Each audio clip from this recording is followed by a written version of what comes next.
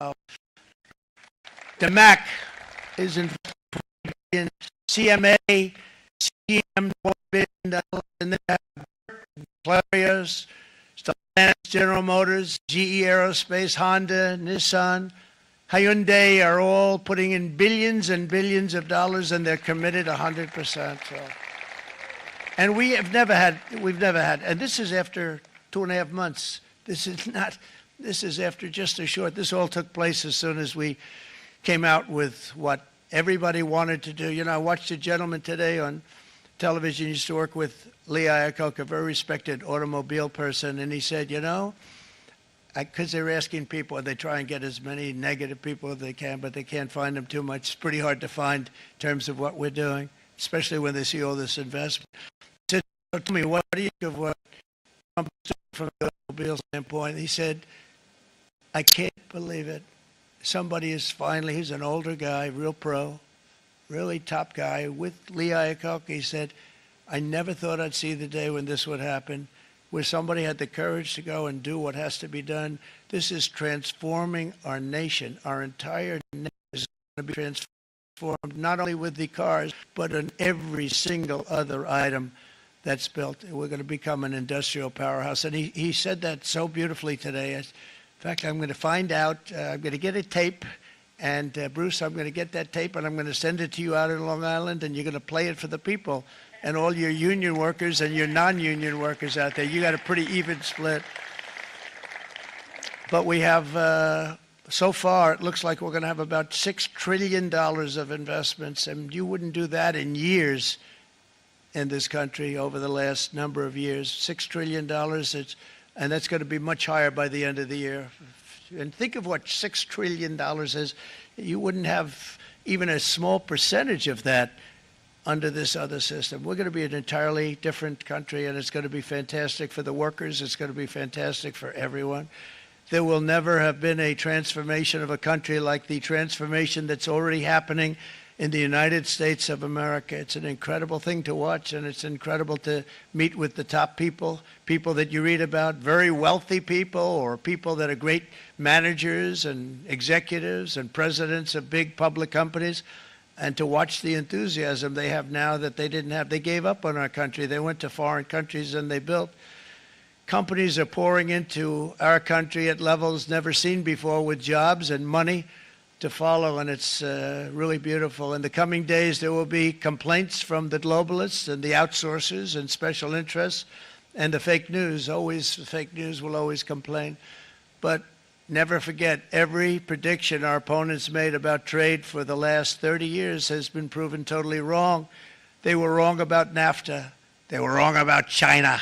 They were wrong about the Trans-Pacific Partnership, which would have been a disaster if I didn't terminate it. If I didn't terminate that, United Auto Workers, you would have had no jobs in this country. You would have had no jobs. It was all going to other countries. In my first term, they said tariffs would crash the economy. Instead, we built the greatest economy in the history of the world. And again, I have great respect for President Xi of China, great respect for China, but they were taking tremendous advantage of us, and I commend them for that. I say, hey, if you can get away with it, that's okay.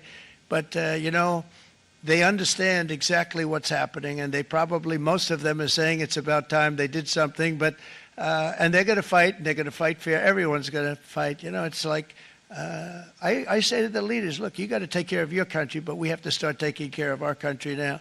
We can't do what we've been doing for the last 50 years. From the day of my election, the stock market went up in my first term 88%, with NASDAQ going up 155%, more than any president has ever had in any term in office, by far.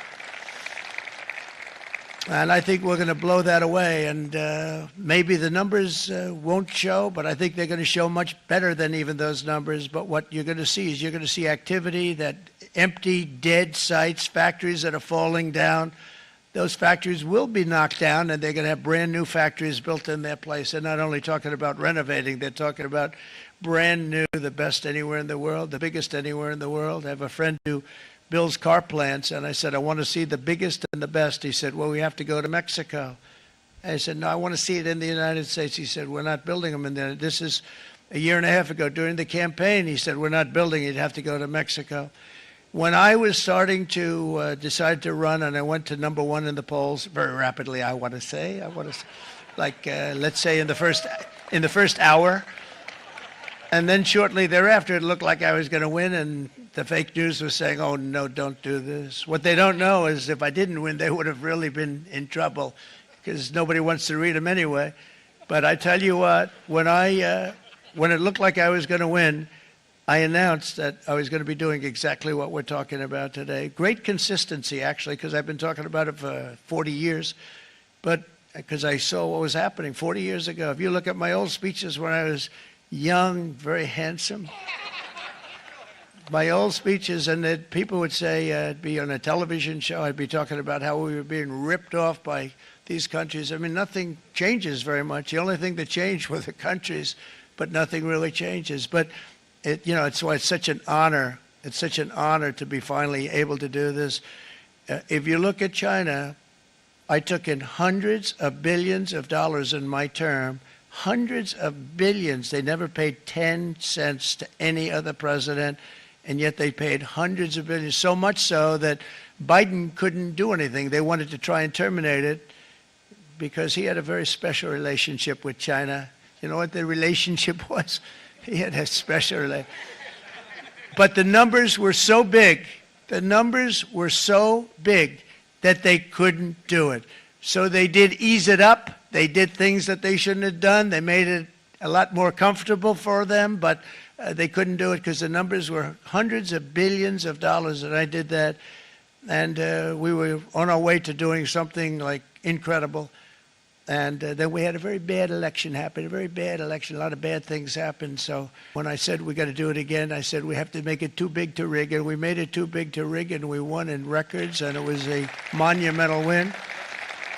And it was such an honor to see so many of you, like Brian and your friends, here with us to celebrate, and to more importantly celebrate what we're doing, because that wouldn't be a full celebration if we didn't do this, because this will be an entirely different country in a short period of time.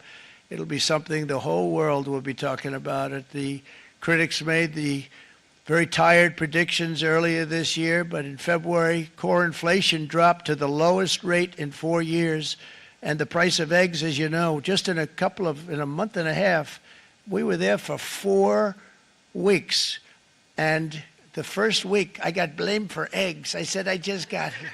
They said eggs have gone up at like 250% and you can't get eggs, and they were going crazy. And I said, I just got here.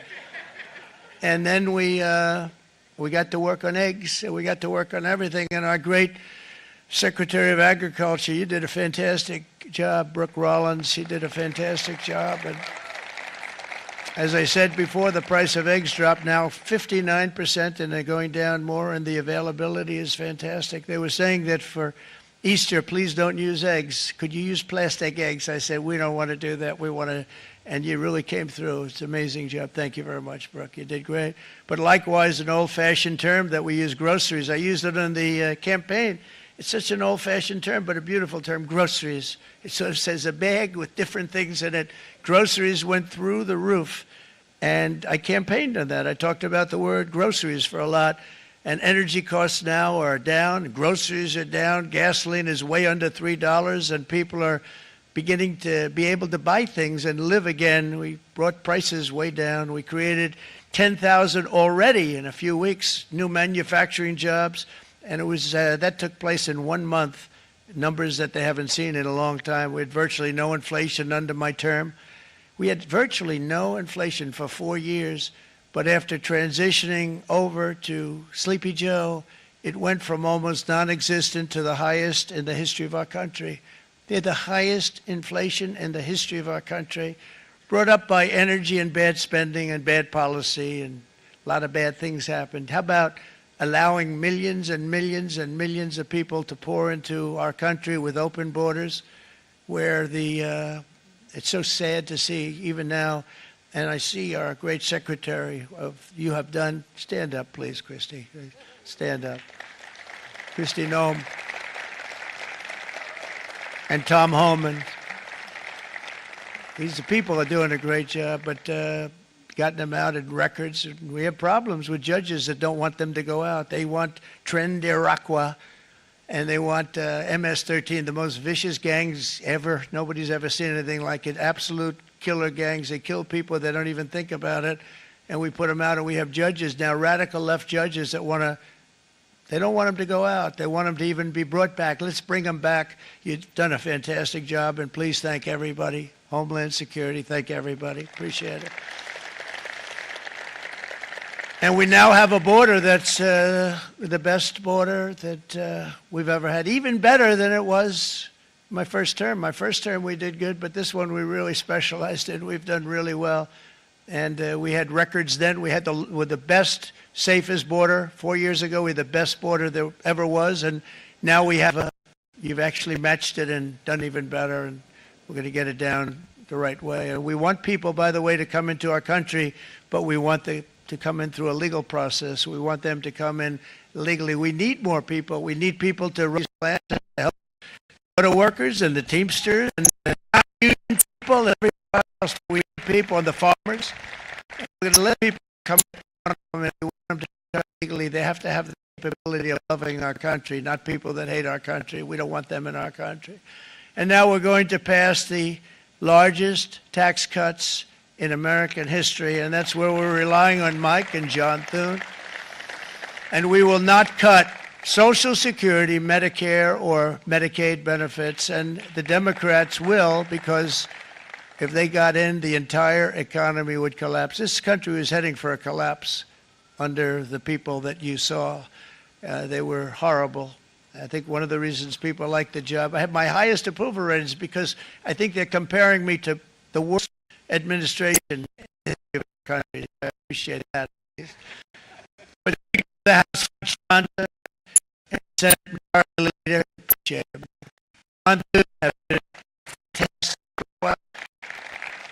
But they've been working tirelessly on taking the next step to pass the plan for our one big beautiful bill. I'd like to name it that. One big beautiful, maybe that's everybody calls it one beautiful bill, and it will be that. It'll have everything, the big tax cut, it'll be fantastic. And by the way, for the cars, we're asking for an interest deduction on a loan. So if you build the car only in America, we do it, Brian. If the car's not built in America, you don't get the interest rate deduction. But if you build the car in America, if you buy a car, if it's built in America, then you get an interest rate deduction, tax deduction, and that's a big thing. That's going to be a big thing. I think that's going to pay for itself very quickly, that deduction. Never happened. We've never had anything like that before. Somebody said, where do you get the idea? Because it's so basic. You would think that would have happened a long time ago. It never did, and I'm very happy it didn't because now I can say that was my idea. But we're going to get us closer to the debt extension. We have to get the debt extension passed, and I know you're going to be able to do that, Mike, and it's very important that you do that.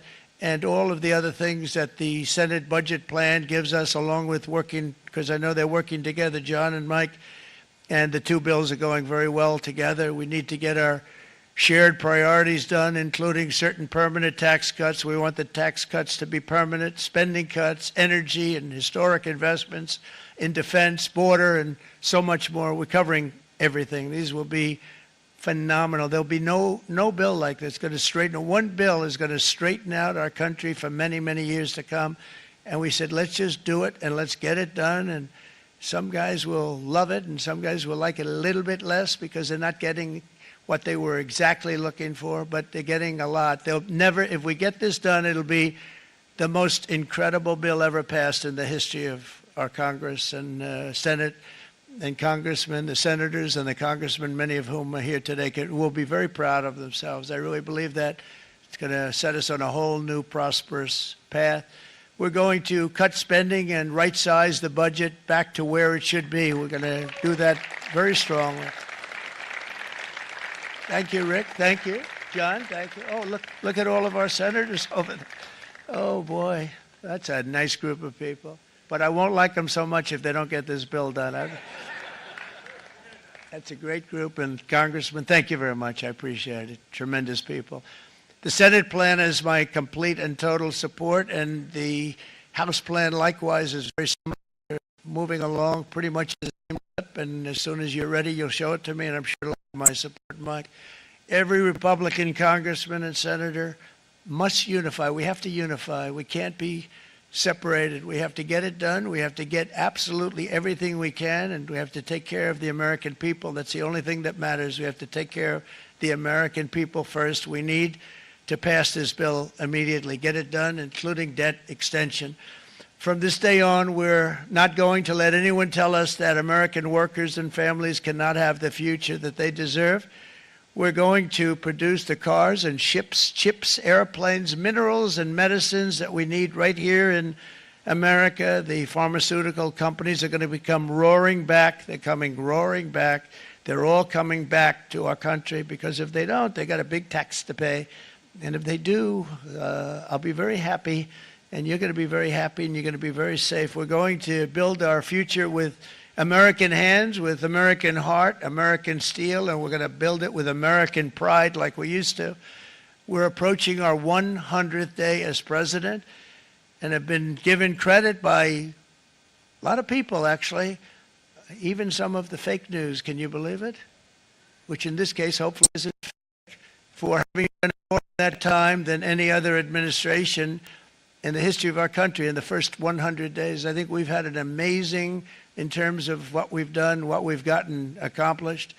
I'd like to see if we can get that war ended and another war from not starting in the Middle East. We have to get Russia. They're losing 2,000 on average, 2,500 people a day, young people, soldiers, Russian. Think of that, 2,500 through some days, but on average, probably over about a 1 week period, it's 2,712, they say. They're losing those soldiers. They're dying. They're being decimated. And they're not from our country, but they're from other countries. But they're human beings. They're from Russia. They're from Ukraine in this period, most of them. And we're going to get it stopped. It's a senseless war that would have never happened if I was president, and it shouldn't be allowed to go on. And I think we're being given good cooperation by Russia and by Ukraine, but we have to get it stopped. It's humanity. It's humanity. It's a terrible thing. This will be a very big moment. I think you're going to remember today. It's going to be a free nation that we're dealing with. We're going to have a very free and beautiful nation. It's going to be Liberation Day in America, and it's going to be a day that hopefully you're going to look back in years to come and you're going to say, you know, he was right. This has turned out to be one of the most important days in the history of our country. God bless you. God bless you. Thank you very much. Thank you.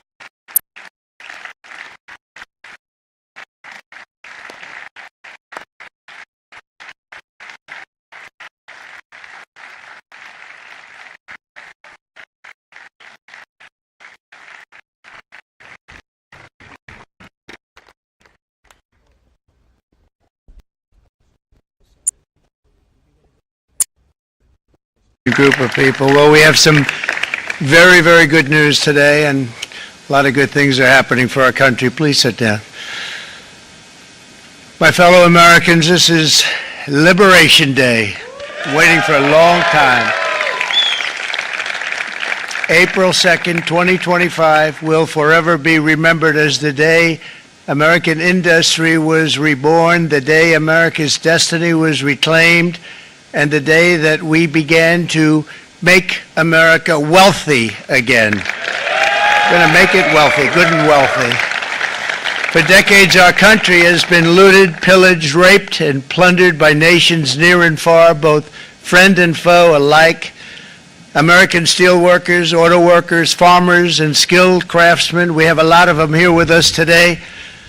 They really suffered gravely. They watched in anguish as foreign leaders have stolen our jobs, foreign cheaters have ransacked our factories, and foreign scavengers have torn apart our once beautiful American dream. We had an American dream that you don't hear so much about. You did 4 years ago, and you are now, but you don't too often, and for many years and decades even, you didn't hear too much about Our country and its taxpayers have been ripped off for more than 50 years, but it is not going to happen anymore. It's not going to happen.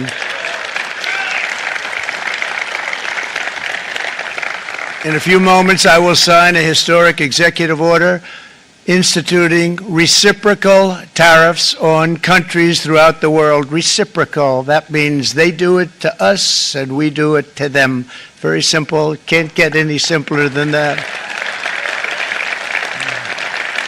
This is one of the most important days, in my opinion, in American history. It's our declaration of economic independence. For years, hardworking American citizens were forced to sit on the sidelines as other nations got rich and powerful, much of it at our expense. But now it's our turn to prosper, and in so doing, use trillions and trillions of dollars to reduce our taxes and pay down our national debt, and it'll all happen very quickly. With today's action, we are finally going to be able to make America great again, greater than ever before.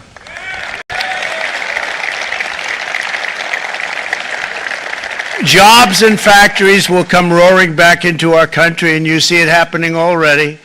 We will supercharge our domestic industrial base. We will pry open foreign markets and break down foreign trade barriers.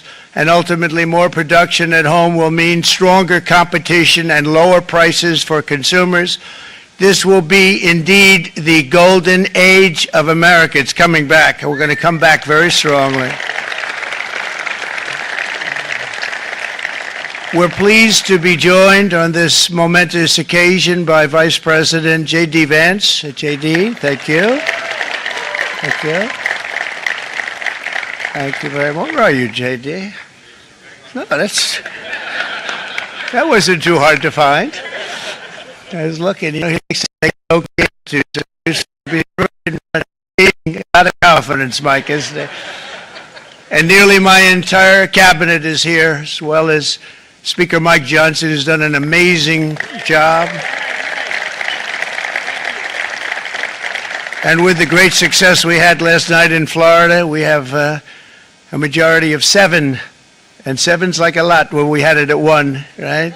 You've done a fantastic job. And many of the members of the House and Senate are with us. Senators, Congressmen, thank you all for being with us. We appreciate it. For decades, the United States slashed our trade barriers in other countries, while those nations placed massive tariffs on our products and created outrageous non-monetary barriers to decimate our industries. And in many cases, the non-monetary barriers were worse than the monetary ones. They manipulated their currencies, subsidized their exports, stole our intellectual property, imposed exorbitant VAT taxes to disadvantage our products, adopted unfair rules and technical standards, and created filthy pollution havens. They were absolutely filthy, but they always came to us and they said, we're violating, we should pay for it.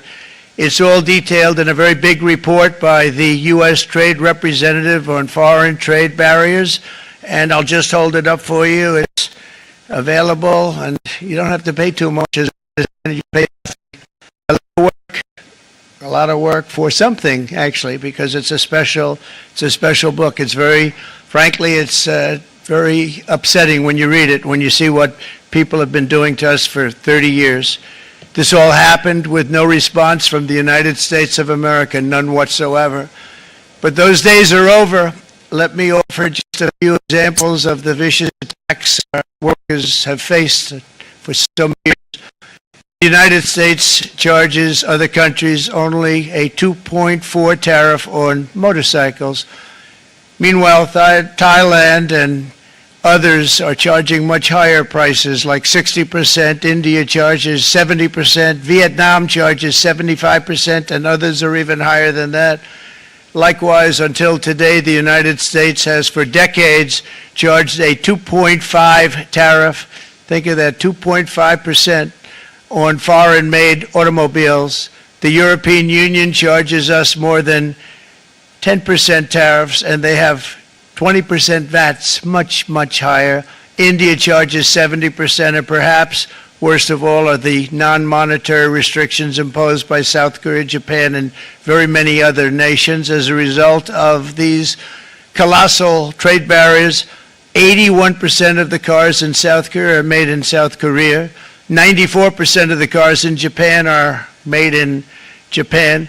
Toyota sells 1 million foreign-made automobiles into the United States, and General Motors sells almost none. Ford sells very little. None of our companies are allowed to go into other countries. And I say that, friend and foe. And in many cases, the friend is worse than the foe in terms of trade. But such horrendous imbalances have devastated our industrial base and put our national security at risk. I don't blame these other countries at all for this calamity. I blame former presidents and past leaders who weren't doing their job. They let it happen, and they let it happen to an extent that nobody can even believe. That's why, effective at midnight, we will impose a 25% tariff on all foreign-made automobiles.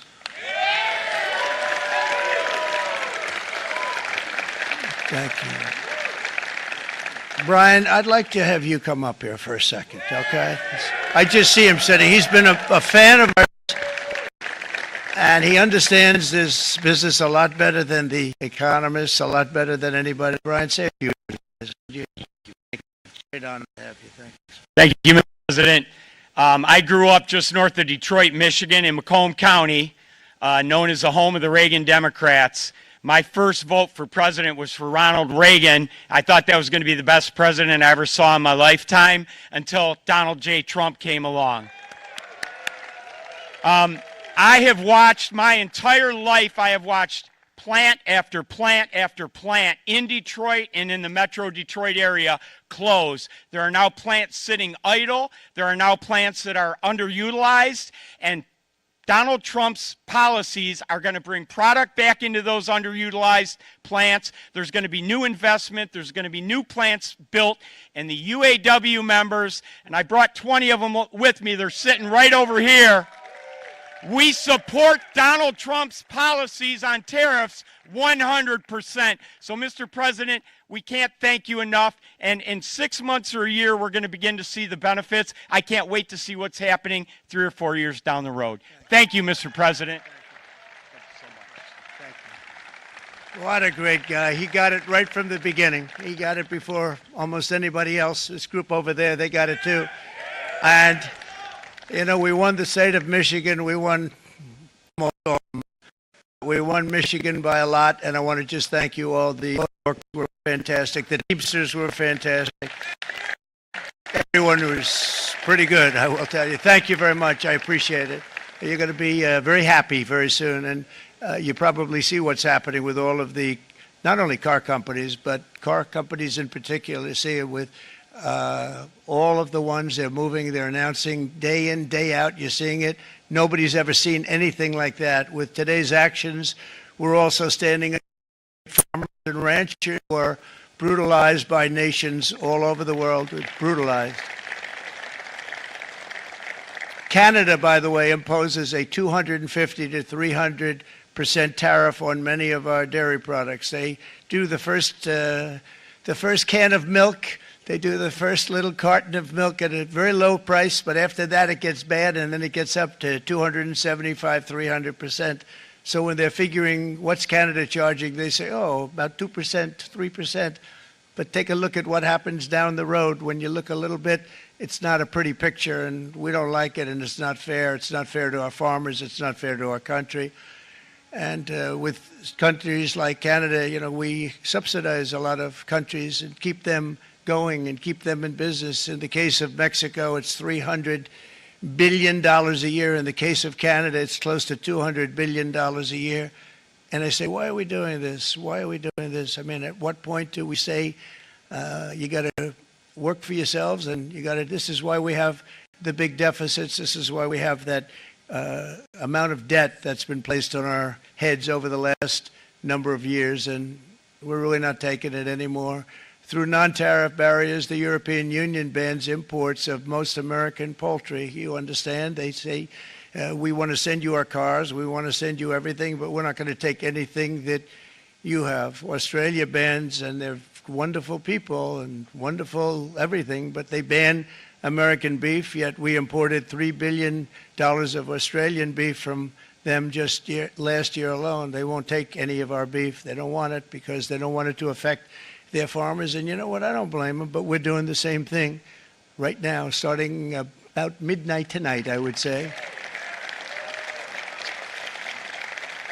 And China charges American rice farmers an overquota, it's called, a tariff rate of 65%. South Korea charges 50%.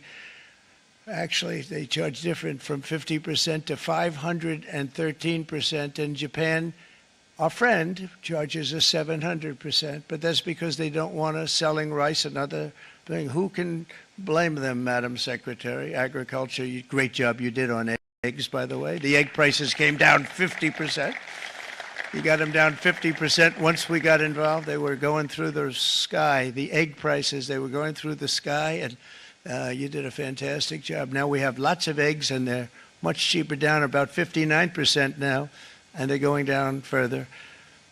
We charge 2.8% for so many things that other countries are charging 200%, 300%, and 400% for. If imposing tariffs and protective barriers made nations poor, then every country on earth would be racing to eliminate these policies, and China would be the first on line. They run a very strong country, but they're not first in line, and the American people are paying a very big price.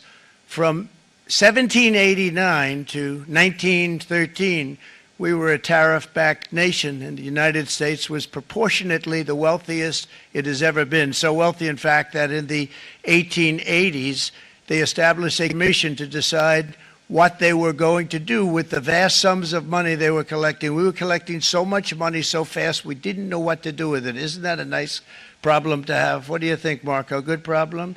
Marco would love that problem. But we don't have that problem anymore, but we're not going to have it very much longer, I will tell you. But they collected so much money, they actually formed a commission to determine what they were going to do with the money, who they were going to give it to, and how much. Then in 1913, for reasons unknown to mankind, they established the income tax so that citizens, rather than foreign countries, would start paying the money necessary to run our government.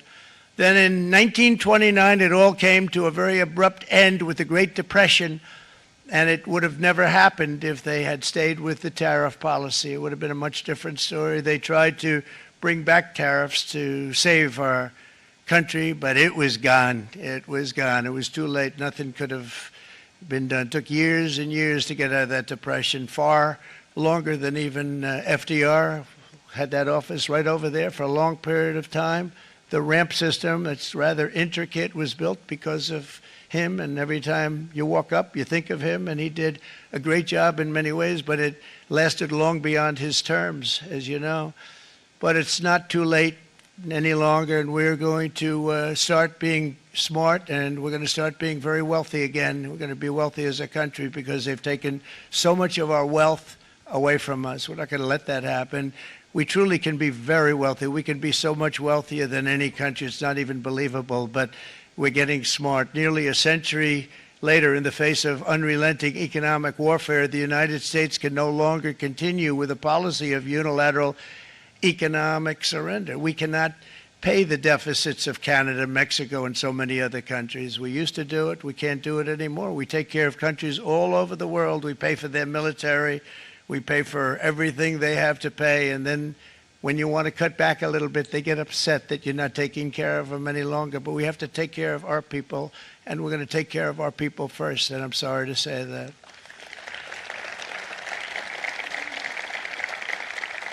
And today we're standing up for the American worker, and we are finally putting America first.